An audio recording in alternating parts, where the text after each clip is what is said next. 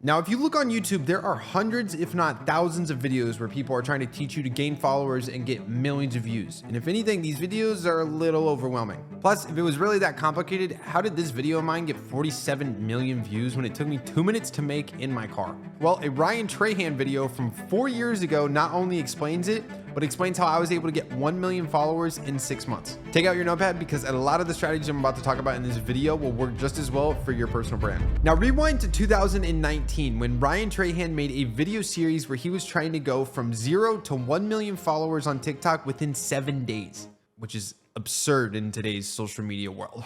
I'm gonna go ahead and save you the 2 hours of watching the entire video series and kind of just give you the gist of what I got out of it. During the first part of the series, Ryan on his brand new account went and followed some of the top creators and just started recreating whatever was trending at the time, whether it be dances, using trending audios or filters, you get the point.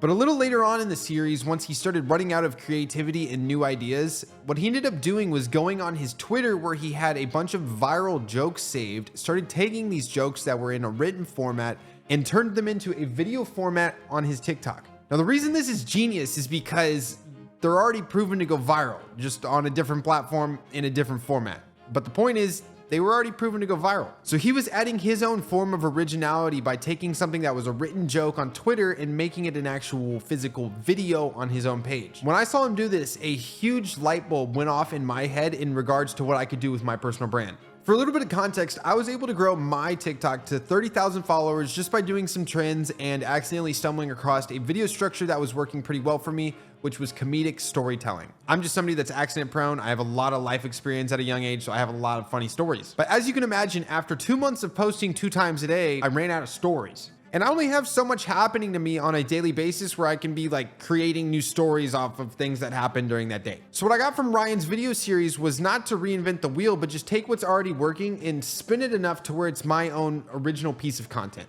And here's the strategy that I came up with. I went on Reddit and found a thread called r/jokes, which is essentially just an entire page full of jokes. And you can filter them by the most viral ones in like the last year or of all time. Another great example of using already viral content to make your content do better is like reaction videos. Something I ended up doing a little later on in my personal brand journey was Stitch videos because Instagram and Facebook love Stitch videos. And these did well for the same reason that my story times did well with the Reddit jokes. When you take a Stitch video or you make a reaction video, you're taking a piece of content that is already proven to go viral. It already has tens of millions of views. You're using the first 5 to 10 seconds of that video as the hook in your video.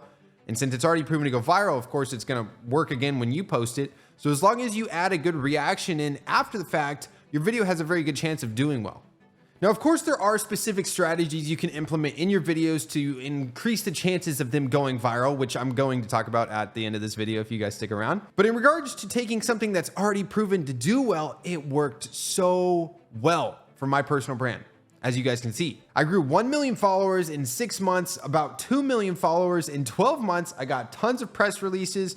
I got verified on all the platforms, signed with one of, talent agencies out in California, all because I came up with this genius content strategy. And as some of you guys know, I run an agency now where I do this for other people's personal brands or, these businesses brands online.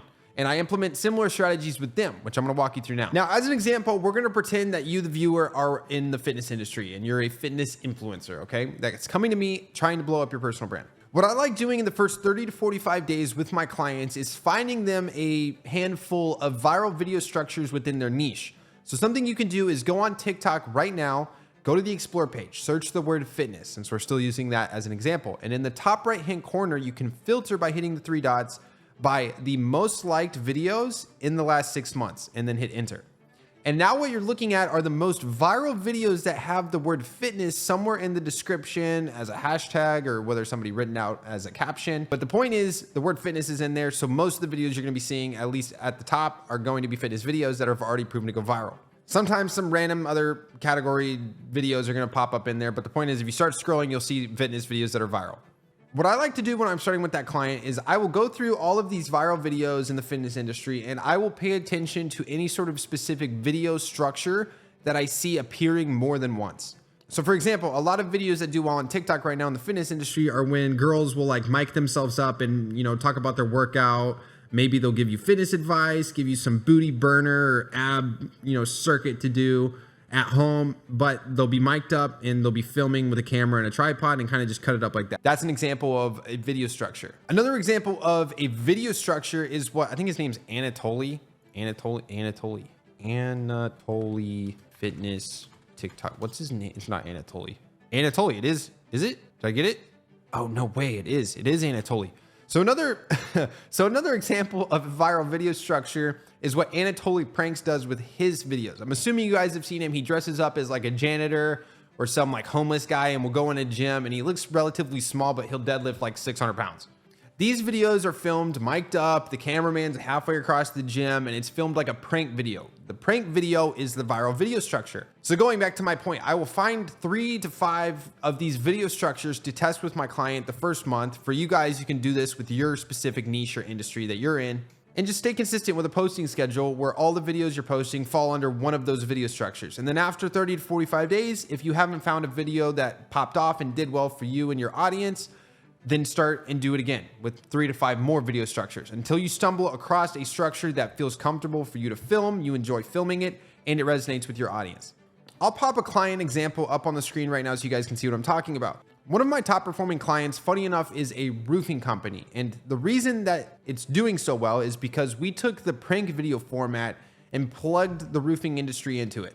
I'm assuming all of you guys have seen those videos on Facebook, TikTok, or Instagram where somebody's, a quarter mile away filming somebody down the street, mic'd up, messing with people, doing pickup lines or doing interviews, stuff like that.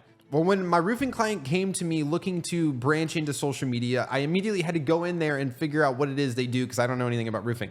When I realized that they go door to door every day doing sales, I saw an opportunity with the prank video structure because I can mic up the guys, send them to the door to knock and do their pitch and see if they can get an inspection or whatnot. And I can be in the car, with the tinted windows, with the camera and the zoom lens, filming the entire interaction. And then when they get the inspection, we can go up on the roof, make a handful of other videos after the fact. But the point is they started doing well, as you can see on the screen right now. It's going good. I know I'm probably not the first one to stop by. What number am I?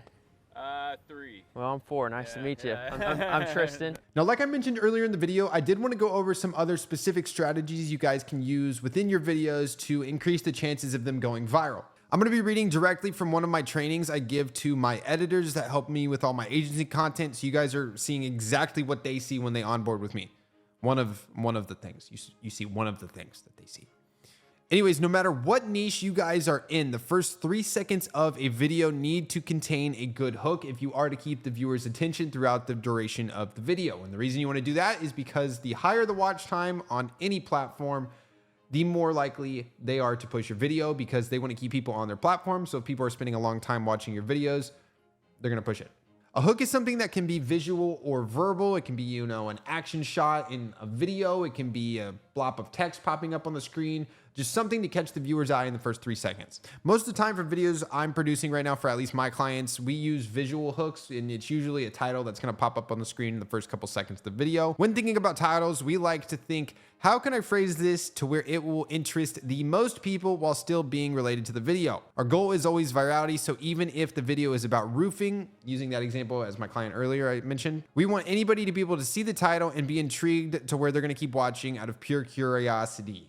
One of the ones on our Instagram that got 3.8 million views, a roofing video, 3.8 million views, crazy. The title we used at the beginning of the video to catch people's attention was "Roof Installed Terribly on a New Home." That's verbatim what it says. And the reason that caught so many people's eyes is because, most homeowners are going to be like, okay, what's wrong with it? I don't know anything about my roof, but if I can figure it out in this video, maybe mine's messed up too. So it also evokes some sort of emotion there. Anyways, things I consider when creating titles for my videos. Does it break down or go against a common belief? Example, milk is a scam. That's going against a common belief. Very obvious. Saving money is making you poor. Seed oils are turning poisonous, or sunscreen causes cancer. All of these are going against common beliefs or breaking down people's misconceptions that they might have, or creating misconceptions, one or the other. Does it have a shock factor? A lot of the above titles I used also have shock factors for obvious reasons. And if you can make your title fall under the category of multiple of these bullet points that I'm about to read, it has an even higher chance of being a viral hit. Does it create a strong emotion, anger, fear, amusement, sadness, happiness? Just a bunch of examples. Using another title example that went viral for one of my clients, The Illegal Secret About Chinese Astrology. This creates curiosity and amusement because they want to know why it's illegal and they want to know what the heck Chinese astrology is because most people haven't probably heard of that. Another one that could shock and spark curiosity is I bought a Cartier bracelet while broke. How the hell did somebody do that? I don't know. I'm going to watch the video because don't those cost a lot of money? You get the point. Does it have some sort of buzzword and or are there better versions of my current words that I could use to enhance emotion? Example, where millionaires get groceries versus where successful people get groceries. Millionaires is probably going to catch more people's eyes than just saying successful people. Does it target a specific demographic in a way that would force them to listen and figure out what the video is about? Another roofing title example is State Farm Insurance Scandal. We could have got a season assist for that one, but it did well and we didn't get nothing from it. Anyways, anyone with State Farm is going to watch this video to hear what it's about because if they have State Farm, they're like, am I involved? Oh my God, are we getting scammed? And lastly, what is the viewer trying to find out? What questions should they be asking themselves subconsciously after reading your title? I explained this with the other points above a little bit, but another example is where millionaires get groceries is another example because they want to know where are they going to get groceries. Is it Sprouts? Is it Whole Foods? Price Chopper? They're going to watch the video because they want to find out where millionaires are shopping because they want to shop there if they want to be a millionaire. Other examples of visual hooks could be actions, like I mentioned a little earlier, something physically happening on screen that's, eye-catching. It could be, with Red Bull. Red Bull's really good at this. Somebody jumping out of a plane or like somebody riding a bicycle into a lake, something just crazy like that could be something that's used as a visual hook at the beginning of a video, or introducing something familiar or recognizable to the viewer. This can be done through pop-ups, B-roll, or animations. Examples, you could be using brands like McDonald's logos, Nike, Starbucks logos. You could use famous people like Elon Musk, Andrew Tate, The Rock, Taylor Swift, whatever. But using familiar faces is another good way to grab attention because people are going to want to know what the video is about if their face is popping up in the first few seconds.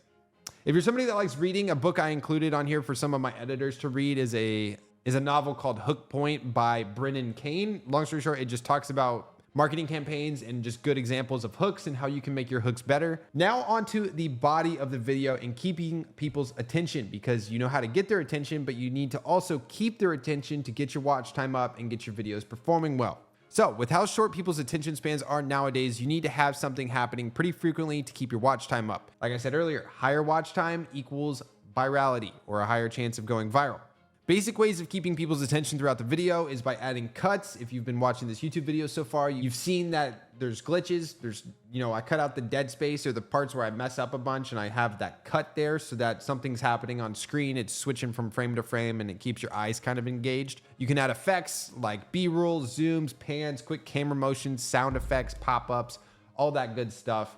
I know all of you have seen those entrepreneur videos where everybody has the exact same style of editing, where there's the animations and the sound effects and the overwhelming stuff going on. And then a quick tip for anybody that wants to include B-roll in their videos that I tell my editors, it's probably also going to be useful for you. If you want to pay for a subscription service like Envato Elements or something like that, you can if you want.